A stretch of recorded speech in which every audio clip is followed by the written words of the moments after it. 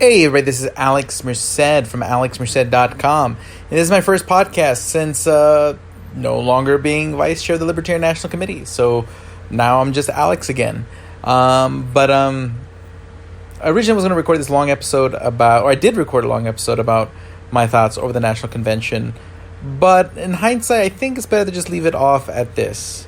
I'm glad to have played the role in the Libertarian Party that I got to play during these last 2 years.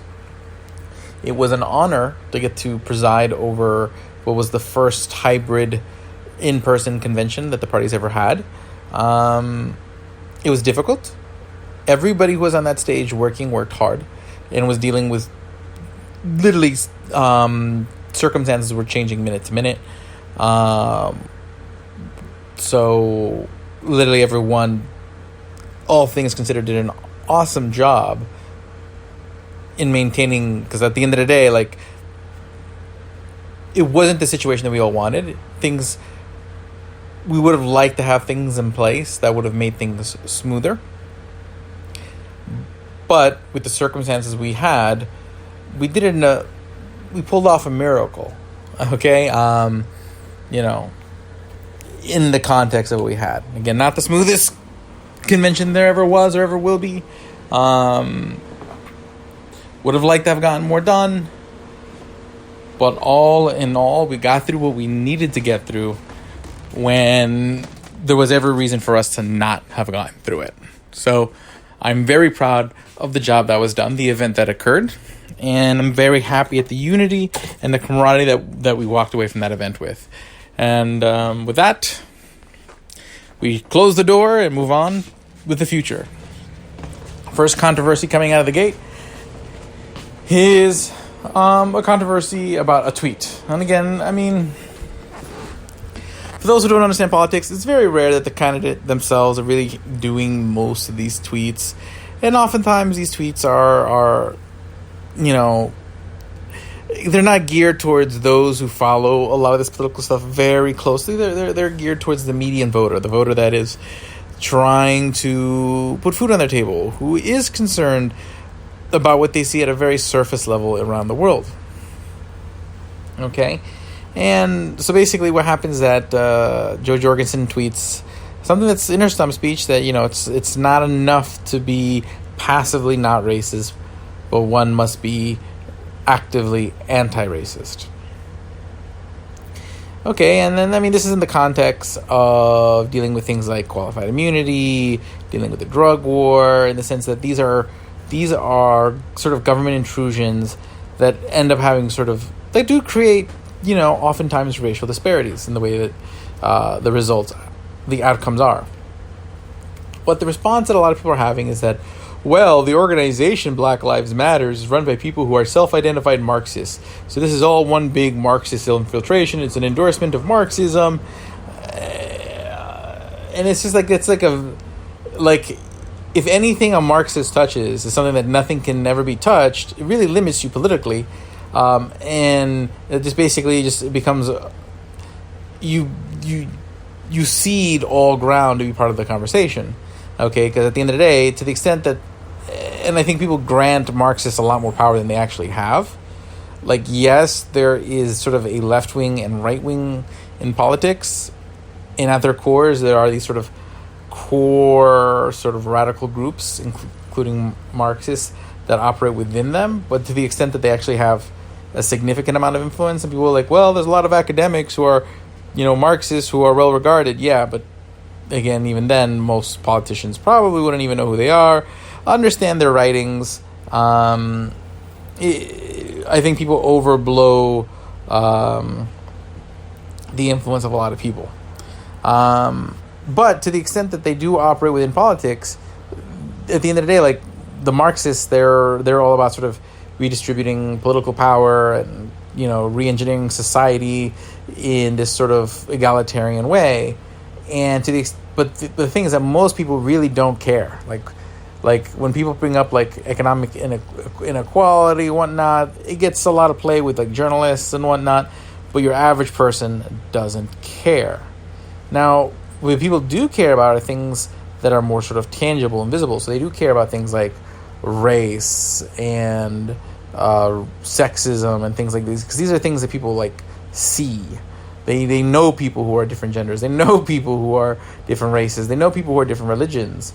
So when they see that kind of persecution along those lines, it's a lot more tangible to them than all sort of this economic, sort of this more underlying sort of economic structure debate that undergirds sort of the battle between sort of like free market types like myself versus sort of egalitarian, centrally controlled Marxist communist types.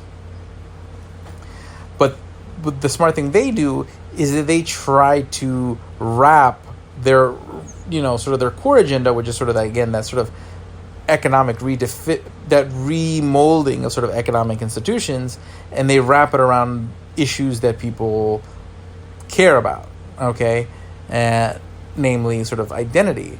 But the thing is that to not engage in a discussion of sort of identity and the role that it plays and what it means and all these things, what you're doing is you're just ceding that ground to them. You're ceding that part of the political conversation to them. Talking about identity is not inherently Marxist. Talking about race is not inherently Marxist. There's nothing inherently Marxist about it. But Marxists do try to subvert that conversation, because any political organization or anyone with any kind of political ends is smart to subvert other people's conversations to pivot them to what they want to talk about. That's just politics. So it's what frustrates me is that, libertarians shouldn't feel like they cannot be part of the conversation around these issues and try to make and pivot the discussion around these issues towards libertarian solutions. Okay, less government intervention, less taxation, which generally does have a benefit for all people. But again, oftentimes the interventions in the areas do kind of have disparate effects, and there's nothing wrong with talking about that. So that's sort of my take. One, it's just political messaging, making appeals to pliable voters, because most people, when they think about Black Lives Matter, they're not thinking, okay, this is some Marxist takeover. They're thinking that there are people dying out there and they don't want them to die if they don't need to die. That's what most normal people are thinking about, okay? They're not sitting there following everything that anyone who ever associated themselves or ran the organization ever thought about. Most people don't go to these protests. They just watch them on TV. But they are sympathetic with this idea of injustice and wanting to cure that injustice. And then that's an important sentiment to tap into, because as a libertarian, it is important that people understand that libertarians are also against injustice. And things like qualified immunity, the drug war, help feed these injustices. Okay? So to that extent, I don't think it's unreasonable, okay, that this to basically, do what everybody else does. Try to subvert sort of mainstream conversations to discuss your political solutions. In our case, free markets, free minds, all that stuff. It's just smart politics. Okay? And again, am I saying that politics is the answer to everything? No. But to the extent that politics has any kind of influence, you got to play the game.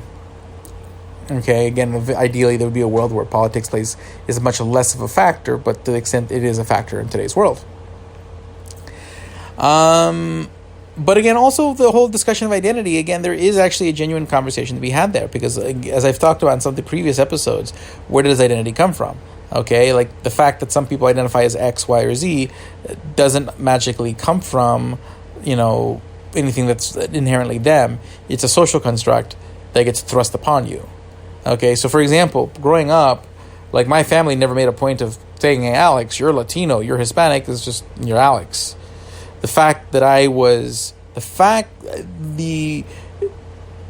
My consciousness of being Latino, of being Hispanic, didn't really arise till other people started pointing it out. People started asking me, and people started telling me, oh, you're Latino, or you're sort of Hispanic. And that made that, and that's what people saw. These are the things that people come up. Or, I was a chubby kid and people would point out that I'm fat. So oftentimes earlier on, my identity was more tied into my weight than it was tied into my race. So oftentimes your identity is very much part and parcel what other people notice about you. Other people define your identity. And that's sort of the issue with sort of the fact that there is an identity of X, Y, or Z is a fact that is a sign that the rest of society notices it and acts on it.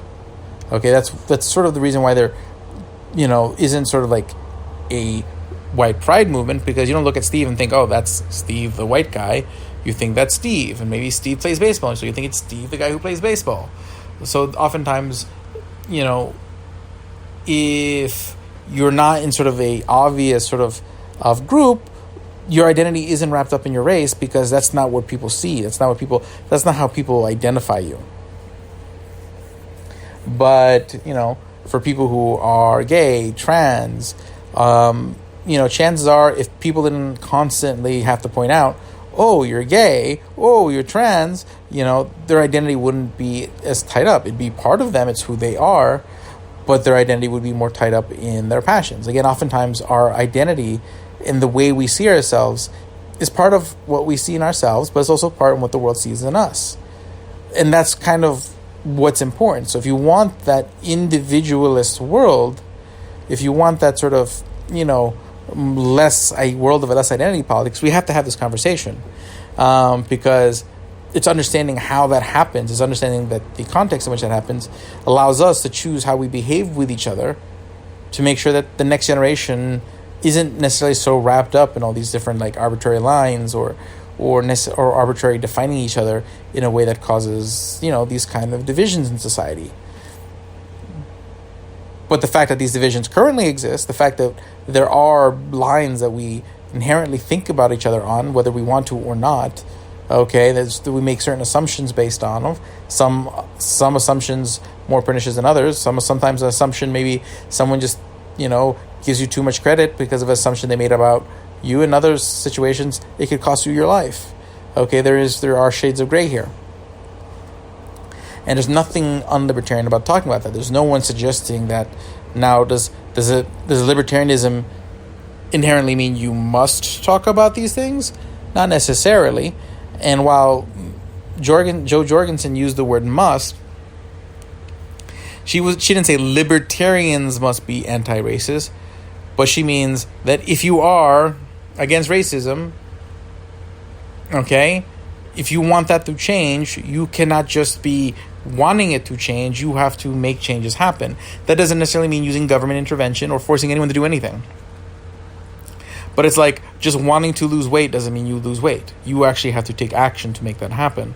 If just wanting the world to be better does not make the world better. You have to take action. That is an important sentiment. And it's what should matter at the end of the day. And to me, that's what I got out of that statement, in the sense that, okay, you can't say, hey, I'm against racism, do nothing, and then say you've changed things, or act like, okay, you did your part. I mean, you can. It's a free world. Do whatever you want, but you've changed nothing. Okay? Again, Jo Jorgensen isn't talking to libertarians at this point. She's talking to a general election audience, many of whom do at their heart, at their core, realize that there is something wrong with race relations in some way, in some form, and want things to be better, but don't necessarily put that desire for something to be better to put it into action. That's what that's speaking to. It has nothing to do with Marxism. It has nothing to do with redistributing, property or redistributing. Now, there are some people who try to subvert a conversation about identity into arguing that the way you handle it, it requires distribution.